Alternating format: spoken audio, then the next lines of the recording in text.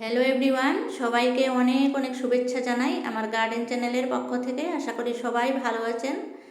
আপনারাও যদি জবা ফুল ভালোবাসেন তাহলে আজকের ভিডিওটা আপনাদের জন্য। দেখুন কত সুন্দর, কত বড় বড় সাইজের জবা ফুল ফুটে রয়েছে এই শীতের দিনেও। জবা গাছ কিন্তু সাধারণত শীত ঘুমে চলে যায়, শীতের দিনে ফুল খুব কম সংখ্যক দিয়ে থাকে। কিন্তু আমার এই জবা ফুলটাতে দেখুন কত মিষ্টি মিষ্টি কালারের, কত সুন্দর বড় সাইজের ফুল ফুটে রয়েছে। আমার কাছে অনেক ভ্যারাইটি রয়েছে জবা, আর প্রায় সবগুলোতেই ফুলের কলি অসংখ্য এসেছে।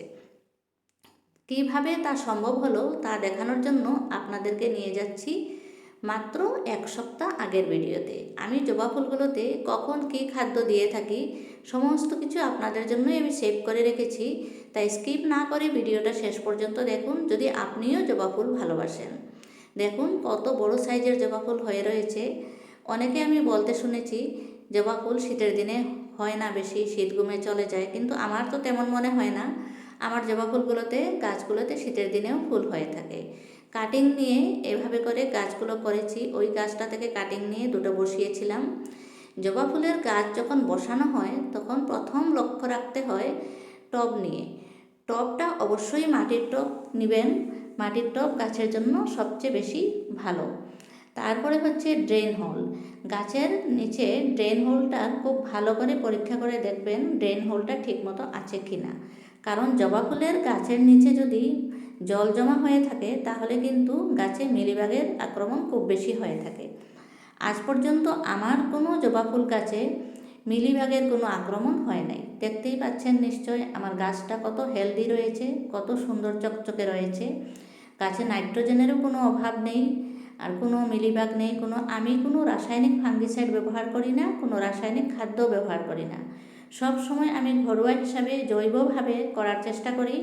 আমি সবজির বাগানও করি, ফুলের বাগানও করি, দুটো বাগানই আমি সম্পূর্ণ জৈবভাবে করি, অর্গানিকভাবে করি। আপনারাও যদি জৈবভাবে করতে চান তাহলে আমার এই ভিডিওটা সম্পূর্ণ দেখুন। এই যে দেখতে পাচ্ছেন জবা ফুলের গাছের নিচের মাটিটা একদম শুকিয়ে গেছে। আমি গতকালকে জল দেই নাই, কারণ আজকে আমি খাদ্য দেব। সাপ্তাহিক খাদ্য দেওয়ার ডেট হচ্ছে আজকে। আমি প্রত্যেক সপ্তাহে একটা করে খাদ্য দিয়ে থাকি। সেই খাদ্যের তালিকার মধ্যে রয়েছে শস্যের খোল পচা জল, আর রয়েছে সবজির খোসা পচানো জল। অল্টারনেট করে আমি একটা একটা দিয়ে থাকি। তারপরে হচ্ছে, যেহেতু আমি অর্গানিকভাবে করি, রাসায়নিক কোনো খাদ্য নেই না, তাই গাছের সমস্ত অভাব তো পূরণ করতে হবে। তাই আমি গাছের অভাব পূরণ করার জন্য এখানে নিচ্ছি ডিমের খোসা আর চায়ের পাতা।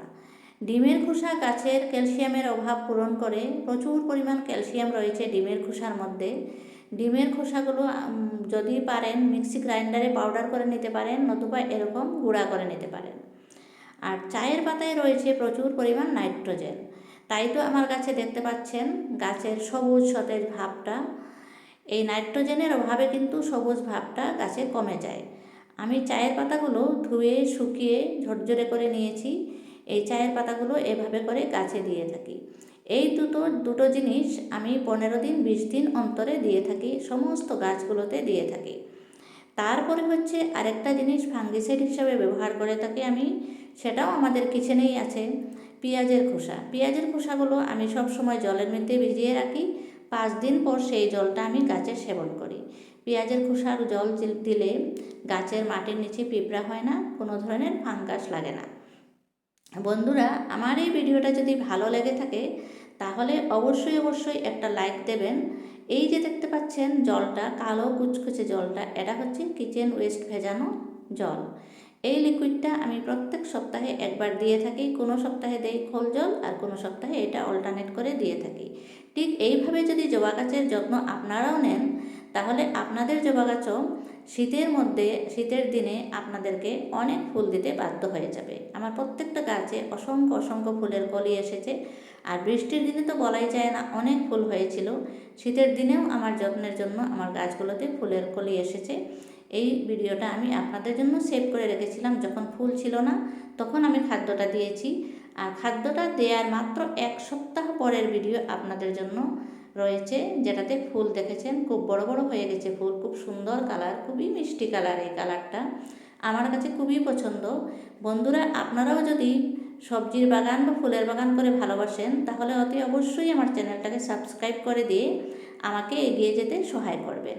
এই যে দেখুন, চলে আসলাম এক সপ্তাহ পরের ভিডিওটা নিয়ে আবার।